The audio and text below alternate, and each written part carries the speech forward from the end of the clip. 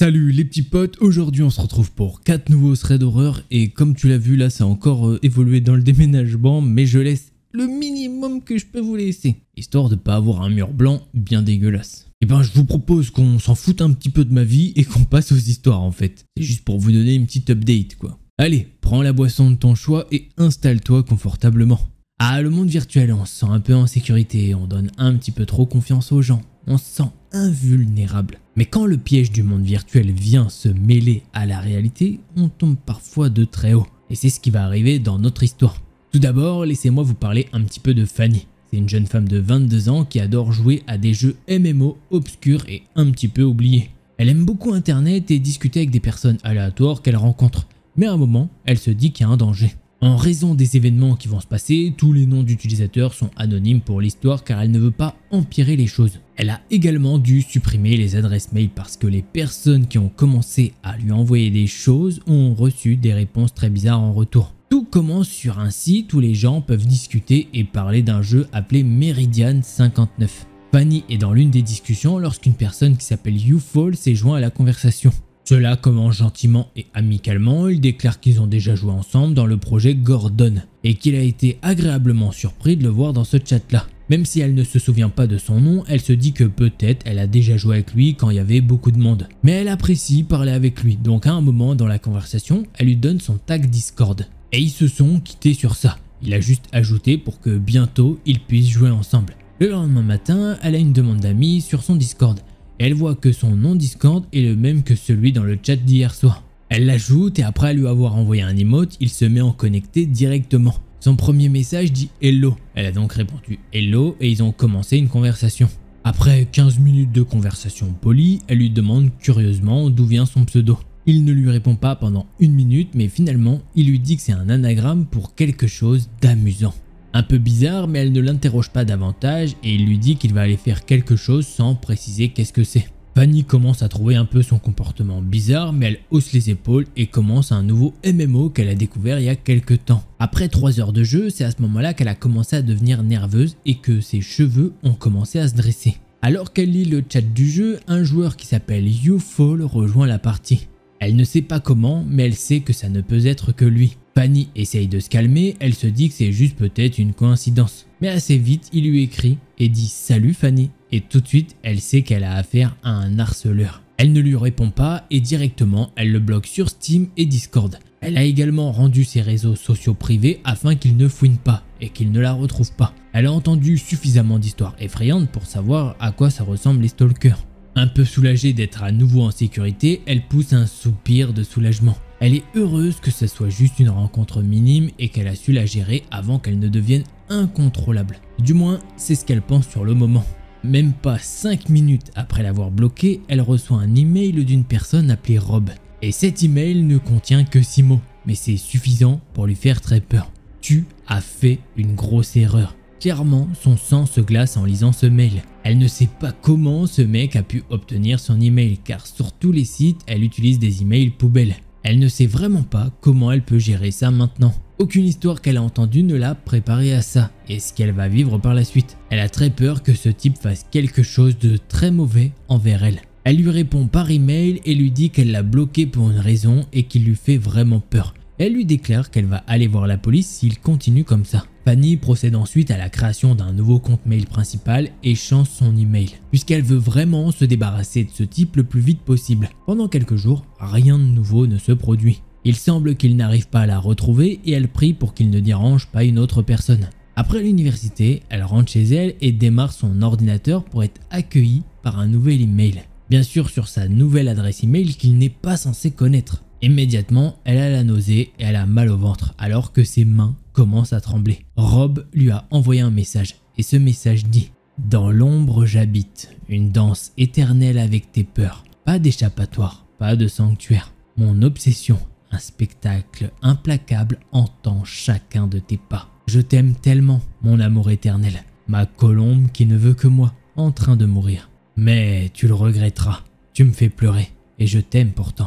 Alors je te suis. » Maintenant, elle est en pleine panique. Elle a directement pris la décision d'aller à la police. Elle leur montre toutes les preuves en leur demandant de l'aide. Et ils lui disent qu'ils ne peuvent rien faire, à part qu'elle peut déposer plainte contre un inconnu. Ils lui ont alors dit de modifier à nouveau ses comptes et de s'assurer qu'elle reste en sécurité le plus possible. Quand elle rentre chez elle, elle pleure toutes les larmes de son corps. Elle n'a jamais demandé ça et elle a tellement peur que quelqu'un lui fasse du mal. Toujours en larmes, elle décide d'appeler son père qui est à ce moment-là en voyage d'affaires. Elle veut entendre sa voix et se sentir de nouveau en sécurité. Il n'a pas décroché au début, mais après le 3e appel, il finit par décrocher et elle lui dit tout.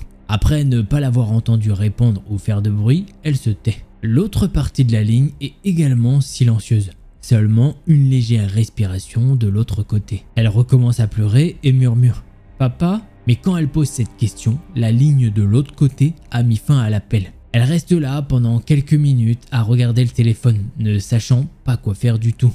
Elle veut retourner voir la police et demander aux policiers si son père est en sécurité, mais elle est incapable de bouger. Fanny a tellement peur et elle est choquée qu'elle n'arrive pas à réaliser. Elle peut enfin bouger de nouveau, mais à ce moment-là, l'électricité de sa maison est coupée. Son cœur se brise et elle commence à frénétiquement glisser son téléphone dans sa main pour allumer sa lampe de poche. Une question tourne dans sa tête. Est-ce qu'il l'a retrouvée? Est-ce que c'est lui qui a coupé l'électricité?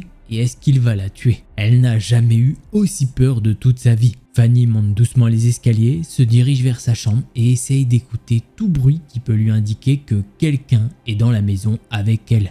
En arrivant dans sa chambre, elle commence à penser que c'est peut-être juste une panne de quartier. Elle essaye de se rassurer comme elle le peut. Ou peut-être qu'elle a juste un petit dysfonctionnement. Comment un harceleur fou a-t-il pu trouver là où elle habite et lui couper le courant? Surtout qu'elle n'a jamais donné d'informations de là où elle loge ni même sa ville. C'est en entrant dans sa chambre qu'elle entend le bruit d'un verre brisé en bas. Elle a maintenant vraiment très peur et se fait même un peu pipi dessus. Elle ouvre rapidement son placard, retire la grille qui se trouve en bas du mur à l'arrière. C'était autrefois un vide sanitaire qui menait au grenier. Mais la maison a été rénovée et c'est désormais un petit espace coupé de l'ensemble de la maison. Elle est en train de mettre la grille lorsqu'elle entend des pas courir dans sa maison. Les portes s'ouvrent avec force et les objets se cassent et sont jetés par terre. Puis le calme arrive, plus rien, jusqu'à ce qu'elle entende des bruits de pas qui se précipitent à l'étage et sa porte qui s'ouvre. À travers la grille, elle peut voir un petit faisceau de lumière traverser sa porte de placard. Le faisceau devient de plus en plus brillant et les pas de plus en plus forts à mesure qu'il se rapproche de la porte. Ce dernier ouvre brusquement le placard et la lumière le traverse. Seul un bout de vêtement la cache de tout désormais. Elle est derrière la grille à quoi? Quelques centimètres de lui. Son cœur bat à tout rompre et des sueurs froides coulent le long de sa colonne vertébrale. Elle place lentement sa main devant sa bouche pour masquer sa respiration. Les larmes coulent le long de son visage, mais elle réussit à rester silencieuse. Il s'enfonce plus profondément dans le placard, passe sa lampe partout. Elle peut entendre sa respiration lourde et sentir la puanteur qui s'échappe de lui. Elle ne peut voir qu'un tout petit peu de lui à travers le mélange de gris et de vêtements. Mais elle réussit quand même à voir quelque chose. Il est vraiment grand, très grand, et il porte des vêtements tachés avec quelques taches qui ressemblent clairement à du sang. Dans sa main gauche, il tient une lampe de poche et dans sa main droite qui tremble se trouve un gros couteau de cuisine à l'aspect émoussé. Il se tient maintenant pratiquement à côté de la grille. Seuls les vêtements sur le cintre masquent la moitié supérieure. Fanny compte les secondes avant qu'il ne la trouve lorsqu'il pousse un cri à vous glacer le sang. Et il sort en courant de son placard et il ferme les portes derrière lui. Il commence à courir frénétiquement dans la maison en criant.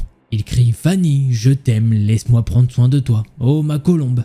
Il est resté dans la maison à faire ça pendant plus d'1 heure, plus de 2 heures, plus de 3 heures, jusqu'à atteindre 4 heures. Tout ça avant d'abandonner. Elle peut le savoir car elle a entendu sa porte d'entrée s'ouvrir et lui courir dehors. Après ces 4 heures d'enfer, elle pleure abondamment à cause du traumatisme qu'elle vient de vivre. Il lui faut pas mal de temps pour se calmer et appeler la police. Pour la réconforter, l'intervenant lui dit qu'une unité est en route et lui dit de rester là où elle est. Le policier reste en ligne jusqu'à ce qu'elle entende les sirènes. Puis le policier au téléphone lui dit de rester forte avant de terminer l'appel. Quand elle entend que les sirènes se rapprochent, elle commence à ouvrir la grille et à sortir de son espace sûr. Elle ne peut pas encore croire qu'elle est en vie. Et elle remercie Dieu lorsque les portes de son placard se sont ouvertes et qu'un homme s'est précipité sur elle. Il l'attrape à la gorge et la plaque contre le mur. Elle peut sentir son sang se couper à la tête à cause de la poigne autour de son cou. Et l'obscurité approche. Elle peut voir ses yeux sombres la regarder. Et il lui montre ses dents jaunes pourries dans un sourire vraiment méchant. Elle peut alors l'entendre susurrer « Je t'ai attrapé, ma colombe ». Après ça, un objet contondant lui traverse les côtes et c'est le noir total. À son réveil, elle peut voir des policiers et son père qui est assis à côté d'elle. Elle essaye de parler mais n'y arrive pas. Elle panique un peu et essaye de se redresser. Elle a très mal au niveau du ventre. Elle peut voir au moins 3 grandes bandes au niveau de son ventre. Son père la rassure et lui dit que maintenant elle est en sécurité et que tout va bien. Elle essaye de parler mais n'y arrive pas. Ils lui disent que certaines de ses cordes vocales sont écrasées et qu'elle ne peut pour le moment pas parler. Elle commence à pleurer et se rallonge. Entre-temps, son père a appelé les médecins et pendant que les médecins arrivent, il parle dans une pièce à part avec les policiers. Elle peut juste voir qu'il hoche la tête et que ça a l'air d'être une très longue discussion. Faisons un petit bond dans le temps et Fanny a enfin pu sortir de l'hôpital. Elle a bien des points de suture au niveau du ventre et a 3 grosses cicatrices. Elle arrive à parler un petit peu mais ça lui fait vite mal et elle s'épuise. Quand elle est de retour chez elle, son père doit lui parler. Il lui a dit que, en gros, son agresseur n'a pas été arrêté. Il lui dit qu'il s'est échappé car il a entendu les policiers entrer dans la maison. Les policiers ont réussi à le blesser quand il a sauté de la maison, mais qu'il est toujours recherché depuis. Et notamment, c'était pour ça qu'il y avait des policiers tout le temps vers sa chambre d'hôpital. Après ça, son père lui donne le choix. Soit elle reste ici et il y aura des patrouilles de policiers, soit elle déménage et il déménage dans un autre état. La question ne se pose pas pour Fanny, elle veut changer d'état. Et ce mec est toujours recherché, même de nos jours. Et elle espère qu'il ne la retrouvera jamais. Elle a tout supprimé et elle a tout racheté, que ça soit les PC, téléphone, tablette, voilà, tout est neuf. Et c'est comme ça que se termine ce thread d'horreur qui est vraiment trop bien, je trouve. Enfin, pas pour la fille, hein, clairement. À vous raconter, oui, après pour la fille, non. Faites gaffe, et c'est là qu'on dirait ouais les gars, attention, faut utiliser tel VPN. Je suis pas sponsor, donc je ferai pas de sponsor. Allez, on passe au prochain thread d'horreur.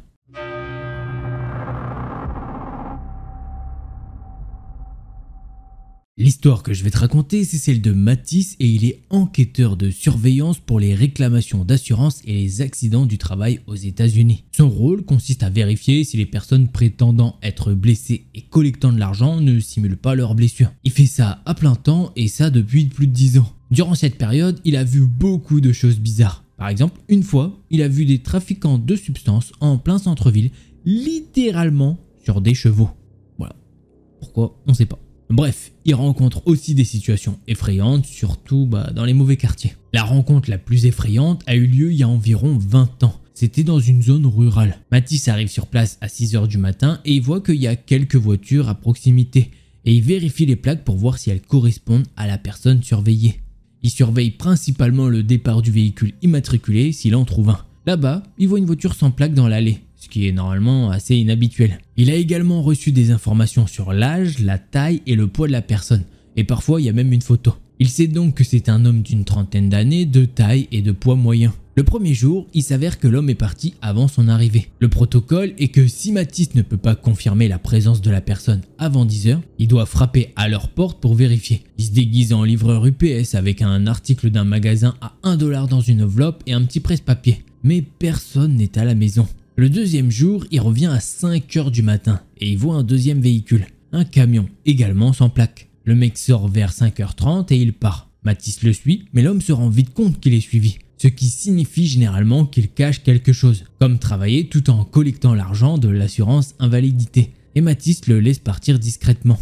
Le troisième jour, Mathis revient avec une autre voiture. Cette fois, il le suit avec succès jusqu'à une ferme dans les collines rurales voisines. Il filme l'homme en train de faire de gros travaux agricoles pendant plusieurs heures. L'homme finit par comprendre qu'il est observé. Mathis s'éloigne de sa position de stationnement, pensant que l'homme ne pourra pas le rejoindre rapidement. Pourtant, l'homme se retrouve soudainement derrière lui dans son camion sur des routes de montagne effrayantes et rurales. Mathis a une peur bleue et continue de conduire, réussissant finalement à atteindre l'autoroute. L'homme le suit sur l'autoroute pendant des kilomètres, essayant de le faire s'arrêter. Mathis appelle le 911 mais on lui dit que les agents sont entre 2 quarts de travail et ne peuvent pas l'aider. Finalement, il arrive à distancer l'homme après de nombreux kilomètres. Il sort de l'autoroute et trouve une station-service. Il signale l'homme à un flic sur place et le flic appelle du renfort et Mathis n'aperçoit plus cet homme. Il fait le plein, rentre chez lui et soumet son rapport. L'argent de l'assurance de l'homme est sûrement coupé. Le plus effrayant, c'est que Mathis craint que cet homme ait pris sa plaque d'immatriculation et puisse le retrouver. Il le recherche en ligne et découvre que c'est un criminel condamné. Il est membre d'un gang, consommateur et revendeur de substances très dures. Il a peur mais rien ne se passe au cours des années suivantes et il finit par oublier cette histoire. Environ 5 ans plus tard, Mathis a un nouveau cas dans la même zone rurale. Il pense à cet homme et décide de le rechercher sur Google. Il découvre qu'il est mort. Quelques années auparavant, il avait pris sa petite amie en otage avec une arme à feu. Il avait tué quelqu'un qui tentait de l'aider. Et il avait été tué par une autre personne qui avait sauvé cette dame. Mathis n'a plus à s'inquiéter de le revoir. Voilà, c'est comme ça que se termine aussi ce thread d'horreur.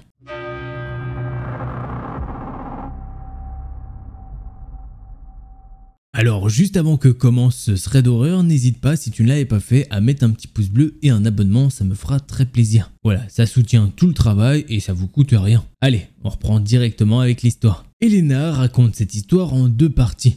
La première remontant à 6 ans lorsqu'elle avait 13 ans. L'autre partie c'était il y a 4 ans, donc quand elle avait 15 ans. Elle habite dans une ville qui n'est pas très grande mais c'est pas un village pour autant. Mais tout le monde agit un peu comme tel. Dans le sens où tout le monde connaît tout le monde, alors tout le monde se dit bonjour tout le temps. Elena habite dans une maison avec son frère et ses parents et son chat. C'est une maison tout ce qu'il y a de plus normal. Il y a juste une particularité. Ils ont une grande allée de garage et au bout de cette allée de garage, il y a un escalier qui mène à leur terrasse qui est à l'arrière de leur maison. Le garage est accessible depuis la rue, vu que c'est aussi là qu'il y a la porte d'entrée, enfin le portail. Il faut savoir aussi une chose, c'est que ses parents ont un boulot atypique. Ils travaillent dans le spectacle et ont donc des horaires de travail un petit peu aléatoires. L'histoire se passe quand Elena est en 4e et qu'elle est malade comme un chien. Ses 2 parents travaillent et son petit frère est à l'école. Vu que ses parents ne sont pas là de la journée, son petit frère va à la cantine tandis qu'elle reste toute seule à la maison. À midi, ses amis lui font la surprise de venir sonner chez elle pour lui donner ses devoirs et pour lui changer un petit peu les idées. Car elle est vraiment très malade, ça fait 3 jours qu'elle est clouée au lit. Il reste là, dans l'encadrement de la porte, à discuter et à rigoler. Et à ce moment-là, il est 12h05. Autre détail important, sa maison est un peu en structure en T. C'est-à-dire que sa porte d'entrée est suivie d'un long couloir qui mène d'un côté au salon et de l'autre côté à la cuisine. Cette cuisine a une porte vitrée qui donne accès à la terrasse. Elle s'assoit donc dans sa cuisine après que ses amis soient venus pour manger un petit peu. Mais elle s'assoit dos à la baie vitrée parce que c'est plus instinctif et que la table est mise dans un sens où ils ont le dos à la terrasse. Elle mange donc des petits trucs et Elena entend comme un raclement ou des griffes sur le mur de sa maison. Elle se dit à ce moment-là que c'est son chat qui doit vouloir rentrer car il était dehors. Donc elle va ouvrir la porte de devant. Et comme elle nous l'a déjà dit un petit peu plus haut, tout le monde se connaît dans sa ville. Donc elle laisse la porte ouverte à peu près 5-10 minutes et elle retourne s'asseoir dans la cuisine. À ce moment-là, il doit être 12h20. Elle retourne à la porte d'entrée pour la fermer, car son chat a sûrement fini par rentrer. Mais au moment où elle ferme la porte, elle entend les grelots du collier de celui-ci qui vient de l'étage. Elena ferme la porte, va vérifier si son chat dort bien sur le lit de ses parents. À ce moment-là, elle se dit que c'est peut-être ses amis qui lui ont fait une mauvaise blague en grattant sur sa terrasse ou alors une feuille ou une autre bêtise comme ça. Du coup, elle réouvre la porte et gueule « Bande de débiles, arrêtez de me faire flipper, ça me fait même pas peur ». Au moment où elle crie ça, elle entend des pas qui montent les escaliers de sa terrasse très rapidement. Elle se dit que définitivement, ses potes veulent lui faire un mauvais tour. Mais elle se dit qu'ils sont très motivés car ça fait quand même 20 minutes que normalement ils sont partis. Au moment où elle arrive dans sa cuisine, elle se retrouve face à la baie vitrée et ce qu'elle voit derrière celle-ci, c'est pas ses potes en fait. C'est un mec qui est collé à la vitre, les 2 mains entourant son visage comme s'il essayait de voir à l'intérieur. Elena, elle reste figée. Elle ne reconnaît pas du tout cet homme. Il doit se passer 10 secondes avant qu'elle décide de réagir et de bouger pour prendre son téléphone qui est posé sur la table de cuisine. À ce moment-là, l'homme toque à la vitre et la regarde. Il lui fait un sourire et il s'en va en courant. Elena est totalement tétanisée. Le premier réflexe qu'elle a, car faut rappeler qu'elle a que 13 ans, c'est pas d'appeler la police, mais d'appeler son père. Et malheureusement, celui-ci n'est pas disponible car il travaille loin et donc c'est son père qui va appeler la police. Les policiers arrivent et lui demandent de décrire le gars qu'elle a vu. Un grand manteau noir, un bonnet court sur la tête et il semblait perdu. Mais c'est tout ce dont elle se souvient. Ensuite, elle rejoint sa tante qui habite dans la même ville qu'elle, puisque son père ne veut pas qu'elle reste toute seule chez elle. Surtout après ce qui vient de se passer. La police fait donc sa ronde dans son quartier et demande aux voisins s'ils ont vu quelqu'un qui pourrait correspondre à la description. Et bingo, ses voisins disent l'avoir vu rentrer chez eux hier soir. Enfin, plus précisément dans leur allée de garage et apparemment, il leur a volé un vélo. Dans cette première partie, ce qui l'effraie le plus, c'est qu'à un moment donné, elle a laissé sa porte ouverte pendant quoi ? 5-10 minutes. Qu'est-ce qui se serait passé si à ce moment-là, l'homme avait voulu rentrer? À présent, on passe à la deuxième partie de l'histoire. Elle se déroule donc quelques années plus tard, elle a 15 ans et va sur ses 16 ans. Elle est de nouveau seule chez elle et il faut savoir qu'une personne habite en face de chez elle et elle a des habitudes un petit peu douteuses. Ils ne savent pas si cette personne deal de la substance ou s'il fait du trafic ou quoi que ce soit. Ils savent juste qu'elle a déjà été entendue par la police, mais ils savent pas trop pourquoi. Mais cette personne n'a jamais posé de problème et puis elle est plutôt sympa avec Elena et sa famille. Ils savent juste que cette personne a un passé sombre. Bref, ce jour-là, elle est donc de nouveau chez elle et elle entend quelqu'un crier dans la rue, mais vraiment très fort. Une personne qui a des propos un peu anarchistes en mode que l'État c'est de la merde, que personne peut l'aider et qui va se retrouver à la rue, etc. Des choses dans ce genre. Elena, elle regarde toute la scène depuis la vitre de son salon qui donne vers la rue. L'homme voit qu'elle la regarde et il commence à l'interpeller. Et vu qu'elle se décrit comme un petit peu bébête et un peu innocente sur le moment, elle sort donc dans cette fameuse allée de garage derrière sa grille. Et elle lui demande qu'est-ce qu'il veut. C'est là que l'homme lui dit qu'il connaît son père, qu'il habite dans la maison où elle habite actuellement et qu'il a besoin de cigarettes parce qu'il sait que son père en vend. Ce qui est totalement faux. Aucun de ses parents ne fume. Il essaye plusieurs fois d'ouvrir la grille de son portail mais Elena lui dit que s'il n'arrête pas, elle va prévenir la police car il ne peut pas rentrer chez les gens comme ça. Il se décourage donc et repart gueuler dans la rue. Son remue-ménage va durer entre 1 et 1h30 et dans ce laps de temps, il va sonner plusieurs fois chez elle en criant qu'il connaît son père et qu'il veut lui parler également. Il n'est plus seulement dans la rue, il a maintenant passé la grille. Il est en train de sonner à sa porte principale. Et sa porte, elle est un petit peu spéciale, elle a une petite vitre qu'elle peut ouvrir pour savoir qui est là. Elle décide de l'ouvrir pour lui dire d'arrêter car elle va vraiment finir par appeler les policiers. Mais il lui dit de le laisser rentrer, puis il essaye d'ouvrir la porte qu'elle a bien sûr fermée à clé au préalable. Mais elle peut voir la poignée de porte bouger et que clairement le mec est en train de forcer. Et là le mec commence à lui dire qu'en fait il habite dans cette maison et qu'il habite à l'étage. Elena lui explique que non, c'est sa maison et que clairement il n'a pas d'appartement ici. Après elle rajoute un petit truc, c'est qu'elle est toute seule à la maison. Et ça, elle sait que c'est pas très malin d'avoir dit ça. Mais bon, c'est comme ça. L'homme la regarde subjuguée et il a l'air de pas comprendre. Et il commence à insinuer qu'elle lui ment. Elena lui dit alors de fermer sa tronche et elle repart dans sa cuisine. Tandis que lui repart dans la rue. À ce moment-là, elle fait une story avec ses amis pour leur expliquer la situation et sur la vidéo, ils peuvent entendre qu'il s'acharne sur la sonnette. Et clairement, les amis peuvent voir le regard à la fois perdu et terrifié d'Elena. Son père rentre du travail à ce moment-là quand le gars est en train de crier dans la rue. Et quand le gars voit son père rentrer, il a complètement arrêté de sonner chez eux. Il s'est avéré ensuite que ce mec c'était le frère de son voisin bizarre d'en face et que lui aussi avait déjà été accusé de vol et d'autres choses. Pourquoi ces deux histoires sont liées, vous allez me demander. Elena pense qu'il s'agit de la même personne qu'elle a surpris sur sa terrasse il y a quelques années. Elle voyait pas trop le visage de la personne à travers la vitre la première fois. De plus, il avait un bonnet et un énorme manteau qui cachait le bas du visage. Imaginez-vous les grosses doudounes en mode bonhomme Michelin. Mais elle nous dit que c'est clairement fort possible que ça soit lui. Au final, il ne lui est rien arrivé de grave, mais elle nous avoue avoir été prise plusieurs fois au dépourvu comme ça alors qu'elle était chez elle toute seule. Et cela l'a bien fait flipper et entraîner à bien fermer sa porte à clé. Enfin pas qu'une seule porte, toutes les portes clairement. Voilà, maintenant elle a un petit tic comme ça, c'est quand même de bien fermer les portes. Et voilà, c'est comme ça que se termine ce thread d'horreur. Allez, on passe au prochain.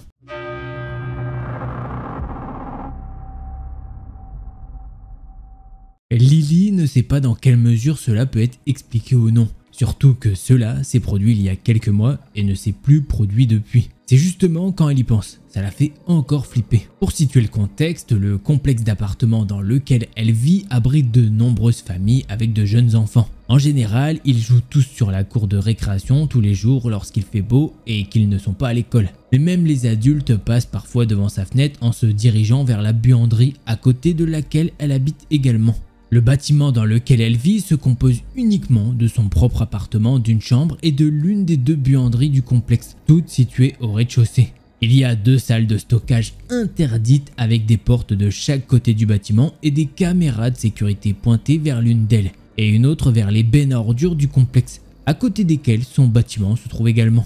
De plus, elle vit seule et avait à l'époque 2 chats. Lily souffre d'insomnie assez grave en raison d'un PTSD lié à un traumatisme infantile. Elle a souvent des terreurs nocturnes impliquant une invasion de domicile et des gens qui frappent ou ouvrent les portes. C'est un sujet courant et elle a l'habitude de se réveiller au son de quelqu'un qui se promène dans sa chambre ou essaye d'ouvrir sa porte. C'est pourquoi cette nuit-là, elle n'y a pas beaucoup réfléchi lorsqu'elle s'est réveillée et a cru entendre quelqu'un à sa porte. Elle se souvient à peine de l'avoir entendu. Elle a entendu sa porte claquer 1 ou 2 fois, pendant lesquelles elle était super groggy, puis plus rien. Il était également vers 3 h du matin. Elle y a si peu pensé qu'elle a attrapé une cigarette magique et comme elle avait l'habitude de le faire chaque fois qu'elle n'arrivait pas à dormir. Elle est sortie sur son perron, laissant la lumière de son Porsche éteinte pour éviter que les voisins ne la voient avec de l'herbe magique. À ce stade, elle venait d'emménager et ne savait pas lequel de ses voisins pourrait la dénoncer à son propriétaire, car l'utilisation de mauvaises herbes n'est pas vraiment encouragée dans la communauté de son complexe d'appartements. Elle a allumé sa cigarette magique et fumé quelques bouffées, mais quelque chose ne lui semblait toujours pas cool. Elle a l'habitude de se sentir surveillée. Une autre partie de son traumatisme est d'être hyper consciente. Donc encore une fois, elle n'a pas beaucoup pensé à ce sentiment à ce moment-là. Elle a juste fumé calmement dans le noir, jusqu'à ce qu'elle se sente trop pressée de le faire. Elle est ensuite retournée à l'intérieur, verrouillant les 2 serrures de sa porte comme elle le fait toujours et ne rallumant plus la lumière de son Porsche. Elle a ensuite ouvert la fenêtre juste à côté de son lit, a continué à fumer quelques bouffées, puis l'a fermée et l'a verrouillée à nouveau. Elle avait allumé sa lampe de bureau pour que son appartement ne soit pas trop éclairé, mais quelqu'un aurait certainement pu la voir de l'extérieur. Bien sûr, elle y pensait pas trop. Elle a juste mis une petite vidéo YouTube pour s'endormir et s'est allongée dans son lit. Cela ne faisait que quelques minutes avant qu'elle entende des pas juste devant sa fenêtre. Puis quelqu'un frappe brusquement à sa fenêtre. Il y a eu 3 coups, comme des coups typiques à une porte. Lily a immédiatement, sans y penser, poussé doucement son chat sur le côté. Il était allongé sur elle. Et elle a tiré sa couverture sur sa tête pour masquer son visage. Pour vous donner un petit peu de contexte, la fenêtre elle est assez grande quand même. Et la tête de son lit est juste à côté. Donc quiconque serait dehors pourrait clairement la voir. Et la personne dehors pourrait clairement voir qu'en fait elle est toute seule à l'appartement. C'est pourquoi elle s'est directement recouvert le visage. Elle ne sait pas si ça a fonctionné, si cette personne l'a vu ou non. Pendant ce temps-là, le chat qui lui faisait un câlin a sauté sur le rebord de la fenêtre et a écarté les stores. Qui l'a fait crier intérieurement. Cependant, son chat s'est alors assis au même endroit sans bouger et il a commencé tout juste à émettre ces petits miaulements gazouillants qu'il fait lorsque les enfants viennent lui dire bonjour de l'autre côté de la fenêtre. Habituellement, il suit ses enfants lorsqu'ils passent, mais ce n'était pas le cas cette fois-ci. Il est resté au même endroit, regardant et miaulant, ce dont elle était maintenant certaine qu'il s'agissait de quelqu'un se tenant juste à l'extérieur, regardant à l'intérieur. Sa première pensée a été d'appeler sa mère, mais personne de qui elle est proche, y compris elle, n'habite à proximité. Néanmoins, elle a sorti sa main de sous sa couverture et a saisi son téléphone là où il se trouvait, sur son oreiller. Elle a ensuite appelé sa mère, dont la première question était de savoir si elle avait regardé dehors. Elle lui a dit absolument pas. Peut-on penser à quelque chose de plus horrible que de regarder par la fenêtre de sa chambre la nuit et de voir quelqu'un vous regarder ? Quoi qu'il en soit, sa mère lui a alors demandé, comme on pouvait s'y attendre, d'appeler le 911. Lily l'a fait en donnant son adresse à l'opérateur et en lui racontant ce qui s'était exactement passé. Son chat a finalement sauté du rebord de la fenêtre et il s'est passé 30 minutes pendant lesquelles elle a appelé sa mère et essayé de se calmer dans le calme désormais inquiétant. Elle a reçu un appel du policier qui a été dépêché pour cette mission. L'officier lui expliquait qu'il a fouillé minutieusement tout autour de son immeuble et qu'il a même fouillé dans les petits recoins derrière les bennes à ordures et qu'il n'a vu personne. À ce moment-là, il était environ 4h30 du matin et elle se sentait quelque peu réconfortée, même si elle ne savait pas avec certitude qui était de l'autre côté de la fenêtre. Les mois se sont écoulés, comme elle l'a dit, sans trop d'incidents. La seule chose qui s'est produite, c'est que la moustiquaire de sa fenêtre, une de l'autre côté, loin de son lit, s'est détachée de sa fenêtre. Elle est également rentrée à la maison et a tourné la poignée de sa porte qui est ensuite complètement tombée de sa porte. Elle a dû réparer les 2 choses elle-même puisqu'elle ne fait pas vraiment confiance aux gardiens dans son complexe. Et en plus c'est tout simplement plus facile de faire de cette façon. En ce moment son partenaire habite dans son appartement, donc elle se sent plus tranquille. Mais la chose la plus effrayante qui la hante encore, c'est le bruit des pas. C'était des pas lourds et c'était pas des pas maladroits ou traînants, comme quelqu'un qui serait confus, ivre ou clairement défoncé. Le coup sur la fenêtre non plus, c'était pas un coup discret ni hésitant, c'était définitivement destiné à attirer son attention. Et seule chose qu'elle peut conclure, c'est que c'était soit en 1, quelqu'un qui l'a vu fumer de l'herbe et qui n'aimait pas qu'elle fasse ça, En B, une personne au hasard dans la rue qui essayait juste de la faire flipper. Et en 3, un possible cambrioleur qui avait essayé sa porte et l'avait ensuite vue à l'intérieur. Ou alors essayé de voir si quelqu'un était à l'intérieur. Comme elle le dit, elle connaît les arts martiaux et elle a confiance en sa capacité à se défendre. Et depuis, elle a également mis des gros rideaux accrochés à ses fenêtres. Tout ça pour obscurcir la vue à l'intérieur. En tout cas, cet incident l'a vraiment fait flipper. Et ben voilà, j'espère que vous avez kiffé les petits potes. Si c'est le cas, vous connaissez un petit pouce bleu et un abonnement. Et si jamais vous en voulez plus, je vous invite à cliquer sur l'une de ces deux vidéos là. Allez, c'était Delcor. En attendant la prochaine vidéo, portez-vous bien. Tchuss les petits potes.